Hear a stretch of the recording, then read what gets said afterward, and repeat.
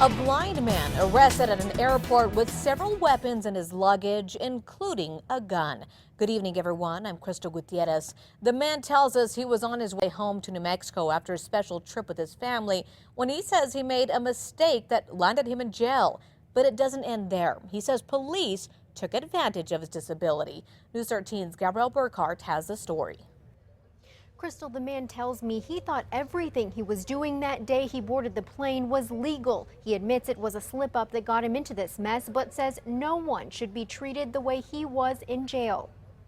It should have been a happy ending to a special union after Raymond Whitehead met his 32-year-old son Anthony for the first time. He says his son's family kept him from Anthony, but recently they found each other. It was a wonderful trip. I got to hug my son for the first time in his life and mine. A hug and hearing his son's voice was more than Whitehead could ask for. He's blind, has been for 14 years, from a disease called retinitis pigmentosa.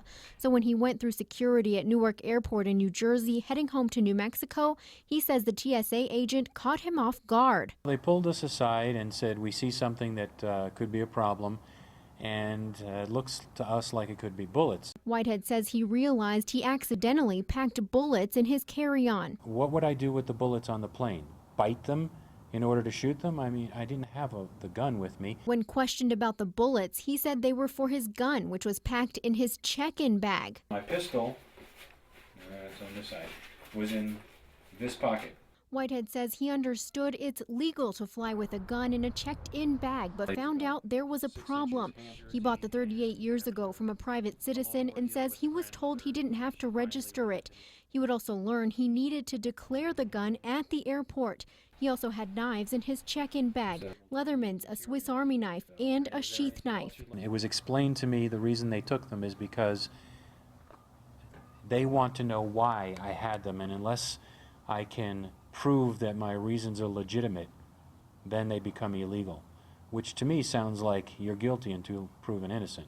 Whitehead says he was arrested, his family forced to leave him, and that the officer that cuffed him refused to give him his cane. He banged me into a chair, a desk, a wall, a doorway, and when I turned my head sideways and asked him, "Do you know that I am completely blind?" he said, quote, "Just shut up and keep walking straight." Whitehead says he was in jail for 10 hours with no food and no opportunity to speak with an attorney. He was charged with possessing illegal weapons. Back to you.